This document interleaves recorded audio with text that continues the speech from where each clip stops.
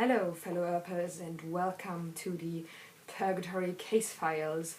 I'm your Black Badge Division case manager, and today we're gonna take a look on a few theories around the recent break-ins in Purgatory.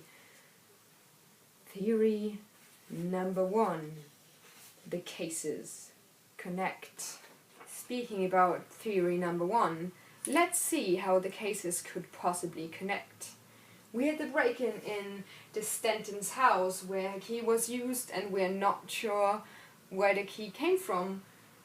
And we had the open floorboards where we're not sure if anything was stolen. But if we take a look at the break-in at St. Jude's Psychiatric right now, we see that the mysterious person we know nothing about except for she's dead and she worked an insane amount of time in St. Jude's is Nurse Lydia. What if Nurse Lydia, like pointed out by so many deputies, is actually the previous owner of the Stanton's house?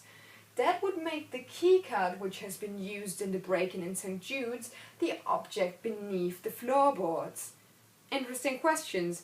Why should Lydia keep her keycard under the floorboards? And why did Jonathan Lewis, the CEO of St. Jude's, not collect the keycard after Lydia stopped working there? It's standard procedure, Mr. Lewis. That wouldn't have been that hard. We have the stolen goods from St. Jude's, but what do you do with sedatives, syringes, blood bags, and bags of sugar? Let's take a look at some BBD history. Everything you need to know about the Black Badge Division you'll find in this historic document, done by Smitty, one of our leading agents, also known as Bo Smith, but don't tell anyone.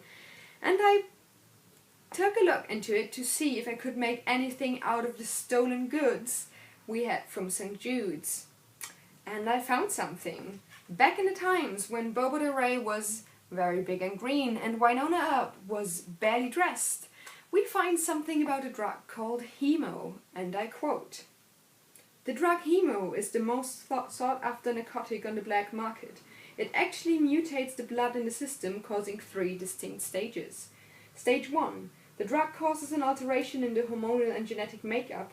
The victim feels an exhilarating sensation 5 times as intoxicating as cocaine or heroin. A physical change begins. Stage 2. After a short euphoric surge, the victim has a strong urge for blood. Without it, they become much like a junkie without a fix. They become violent with an enhanced strength level. Stage 3.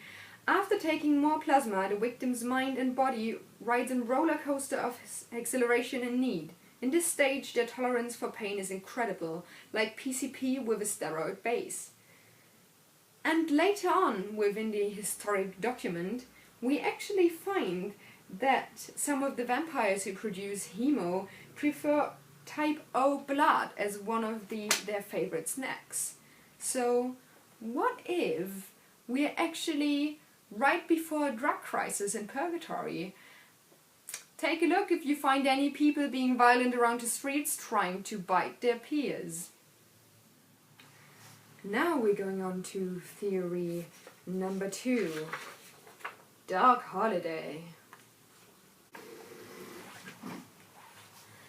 Let's talk about Doc Holliday. We all know he's cooking up something in that basement. He thinks Black Badge doesn't know. Agent Lucado might be a bit wild, but she tells us things. And the question is, why would he hire a competent chemist like Rosita for his experiment? Is he the one cooking up Hemo? I mean, unlikely, I think, but it's Doc Holliday. He might have had a strange idea. Also, he would be the only person I could think of who would take sugar bags from the kitchen, because you can make hard alcohol with it, and what better to cook up in the basement of a bar than actually something alcoholic. We keep a watch on you, Doc Holliday. Do not try anything that might not comply with the Black Badge Division, because you should remember that contract you signed. And now for the last theory, number 3. Agent Xavier Dawes. Speaking about another subject of the Black Badge Division, Agent Xavier Dawes. He is still on the run, he is still alive, and he's still a lizard man. My problem is, as your case manager, my security clearance is not high enough to know what kind of chemical components Dolls needs for keeping his lizard in check. So I just can guess, but it might contain of type O blood, sugar. He probably needs syringes and sedatives. Well, they're part of basically everything. So keep an eye out for a lizard man on the run. We would really appreciate him back at the Black Badge division. Well, in a cell, but back would be nice. And that's it for today's case briefing of the Purgatory Case Files.